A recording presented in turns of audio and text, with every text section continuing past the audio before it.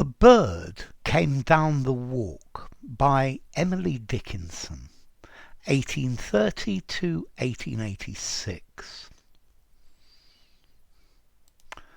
A bird came down the walk, he did not know I saw. He bit an angleworm in halves and ate the fellow raw. And then he drank a dew from a convenient glass, and then hopped sideways to the wall to let a beetle pass. He glanced with rapid eyes that hurried all abroad. They looked like frightened beads, I thought. He stirred his velvet head. Like one in danger, cautious, I offered him a crumb, and he unrolled his feathers and rowed him softer home than oars divide the ocean, too silver for a seam, or butterflies off the banks of noon leap splashless as they swim.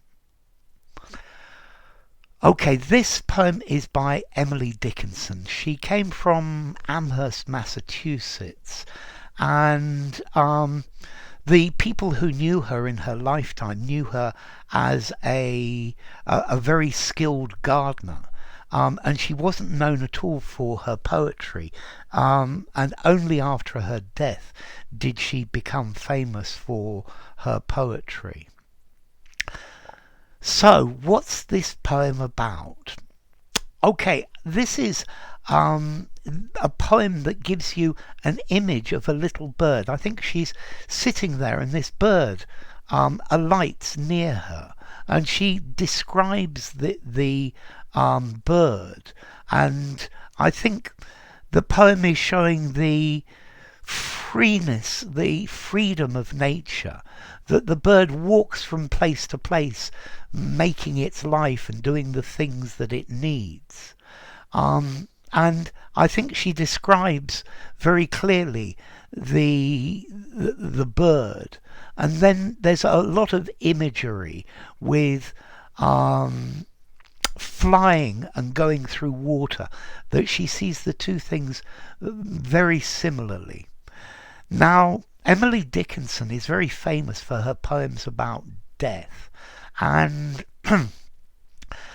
some analysts say that this poem is maybe about death, but personally I don't think so. I think it's about what it's like to live in nature, and what it's like to be a bird, and this view, this image of this bird doing its things. A bird came down the walk, he did not know I saw. So this bird comes down the path, and the bird didn't know that she was looking at it, and so she can observe it.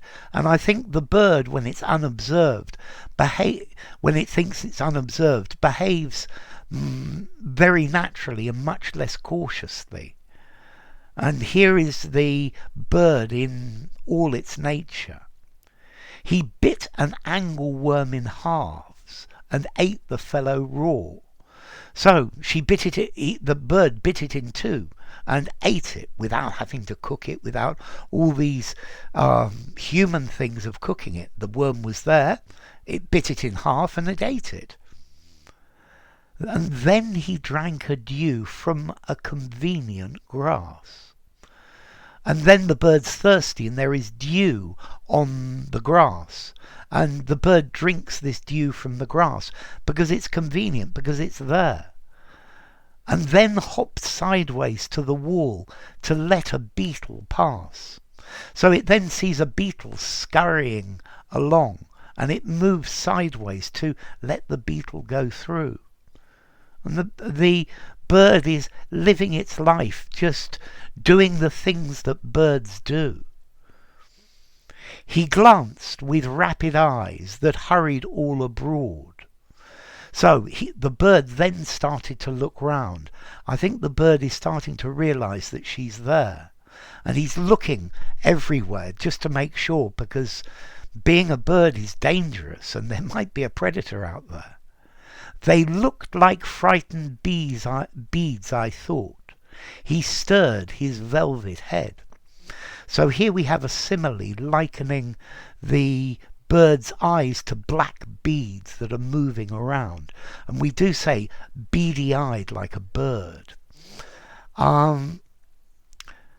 He stirred his velvet head. So velvet is this beautiful, silky, soft material. And the head stirs, the head moves. He's looking around. And I think this is describing the beauty of the bird, the texture of its head. Like one in danger, cautious, I offered him a crumb. So I think the bird stirred its velvet head, cautious, carefully, as if in danger. And then cautiously, I offered the bird a little bit of food. And he unrolled his feathers and rode him softer home. So I love this. He unrolled his feathers. He took out his feathers. He put them to use and rode him softer home and flew home. So notice, to row, you row in a boat. And this is a metaphor between moving in water and rowing a boat, and the bird flying through the air as if the air was water.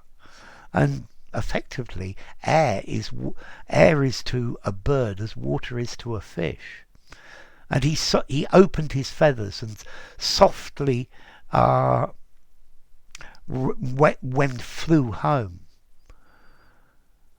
So, more softly than oars divide the ocean. So this is the idea of oars pulling the bird across the ocean. So a boat is pulled by oars across the water, and these wings are moving the bird very softly and very quietly across the ocean. Too silver for a seam. So the ocean, I think, is silver and flat, and there are no seams. There is no difference between the water and the land. The air is all just one thing. Or butterflies off the banks of noon leap splashless as they swim. And here she's thinking about the bird moving through the air like butterflies off the banks of noon. So the bank of a river, the bank of the air, the banks of noon. This is a very interesting piece of imagery.